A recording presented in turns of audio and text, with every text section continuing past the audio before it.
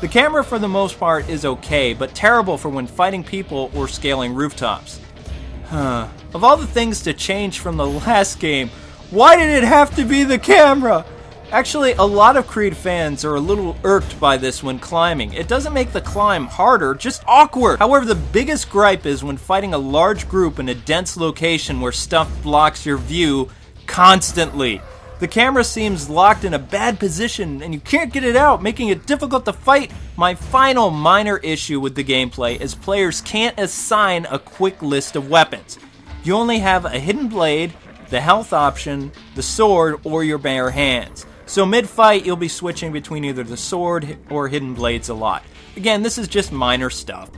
Now don't get me wrong, this game is very well made. However, I cannot forgive some of the atrocities that this game did. And I will be addressing something that this game failed at miserably. The game's ending, failed philosophy of polytheism, and aliens creating the universe. Assassin's Creed 1 had a very neutral view on religion. Even though Altair was an agnostic, he was still pretty tight with his Christian brothers in arms. The story was fascinating and very well written, and the plot and use of the historical figures was great. Since Creed 2 is all about revenge rather than taking the route of no more heroes and moving up the assassin's chain, this game goes out of its way to tick off Catholics and Protestants a lot. Take the nun, for example, who is actually a prostitute. Walking on the streets of Venice, she tells Ezio how she set up her own religion to mirror Christianity, removing the things she didn't like and to make herself feel better about her own sins. Kind of like what Thomas Jefferson did with the Jefferson Bible. Now, when you change the Christian message, whether you like it or not, you've created a cult, not a religion. Cult means a branching out from Christianity or changing who and what Jesus Christ was. Now, the Templars are very bad people, no arguments from me. In fact, history has proven that they weren't Christians. I'm sick and tired of these angry libertarian atheist vloggers blaming Christians for the Crusades and all the evils of the world, when in reality, most Templars were atheist or pagan. They believed in nothing but themselves. Templars were bankers, thieves, criminals, noblemen, and the epic con artists of their day. Kind of like Al Gore, but instead of just stealing your money, they would slit your throat, slay your whole family, rape your wife, and burn down your entire village. The Templars did not believe in Jesus Christ as a deity or as a historical figure. Most of them didn't even carry a Bible into battle, let alone ever read one. Now, the Scottish Templars were born-again heroes. The knights of legend these men were, considered to be the rebels and enemies of the real Templars. They were similar to Arthur's knights or Robin Hood figures. Most Templars started the crusade to loot Israel and steal Solomon's treasure. They fooled the Christians into a lie about a crusade of salvation to restore the Holy Land. In reality, the Templars were actually pagan and had many pagan practices, and were also known worshippers of Minerva. They were also grave robbers and prayed to body parts of martyrs and saints instead of God, which, by the way, Christians don't worship body parts. That's a pagan and Greek and Roman practice that is forbidden. In fact, the Bible is very against that. This pagan practice was carried into the Roman Catholic Church during the reign of Constantine. Assassin's Creed was kind of historically accurate, but now they've turned it into failed science fiction. Both the Templars and the Assassin's Pledge is based on a Satanist pledge of allegiance. The pledge highlights intelligence and anarchy over faith and morals. But what makes this game fail is the fact that it pushes the truth agenda. Now, the truth agenda is done to debunk Christianity to make it fake. So people will awaken the God within, so to speak, and idealists will wake up to intelligence and realize that Christianity is the evil of the world. So it's not really a new thing. They do this by two spoilers in the game. One is collecting all the pieces of Eden, and the second is the last boss fight. Collecting all the pieces of Eden rewards the player with the truth, or rather the game's failed attempt at science fiction.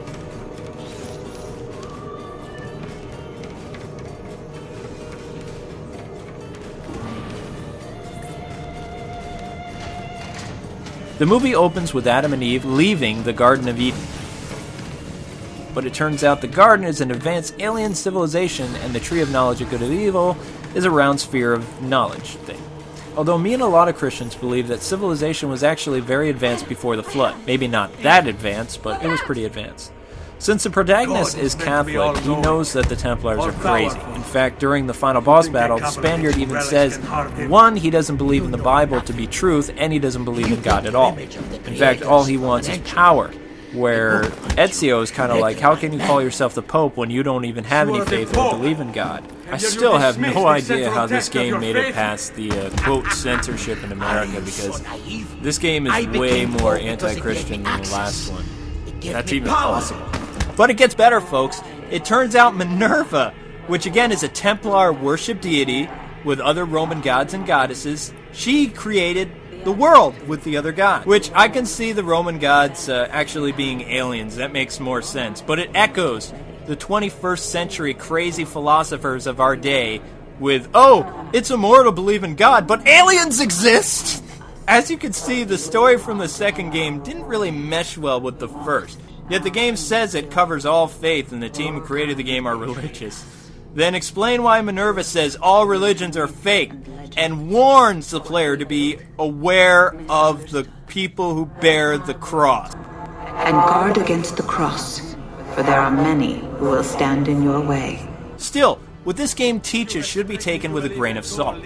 Like the Da Vinci Code movie, this story is fiction, and Ubisoft's opinion, not the truth. By the way, I don't hate the game personally, but I'm not a fan of the twisted take on history and the outright attack on Christianity and its grounding beliefs. Why do games today have to bring politics and religion into games? Aren't games meant to be for everybody? Being that all journalists failed to report this stuff left it up to me to report, and I don't like doing this. If companies don't want me to bring down the hammer of justice on their heads, then please don't pull stunts like this. Christians are gamers too. Games are fun. This crap is bad science fiction, not fun. Okay, now to move on to the meat and potatoes of this episode, folks. Let's first start with the Carriage Mission and Glider missions. Ezio has to protect Leonardo from the Templars trying to kill him. So what ensues is something out of like a stagecoach western. The goal is simple, to keep your stagecoach in one piece, but the Templars will climb onto the carriage and you'll have to knock them off. You can do this by either shaking them off the carriage, or if they get too close to Ezio, he'll toss them off himself. That's hardcore. Next, players need to avoid flame arrows and dodge other stuff trying to knock over your carriage. Even though it gets really repetitive, this mission was just so much fun to play. The glider was fun too, and I loved Ezio's disgust of the flying machine. Well, could you blame him after the test flight? After replacing the guards in Venice, Leonardo constructs flame pits across the city to help keep Ezio flying longer. The goal is to aim for the flame pits to be propelled into the air by the hot air. But that's just for starters. While flying from pit to pit, gamers need to avoid archers, their flame arrows, and not crash into buildings. It takes one try to get familiar where the pits are, and after that, this mode is a breeze and just awesome. So, does anybody remember the first Assassin's Creed game and how the missions didn't really capitalize on the open-ended goodness that was offered? Well, in Assassin's Creed 2, they did just that. In between plot points, you can do a tremendous amount of stuff like collecting codexes, beat-em-up missions, exploring assassins' tombs, which is needed to obtain Altair's armor, assassins' missions for killing hidden Templars and corrupt officials. You can race non-playable characters throughout a city,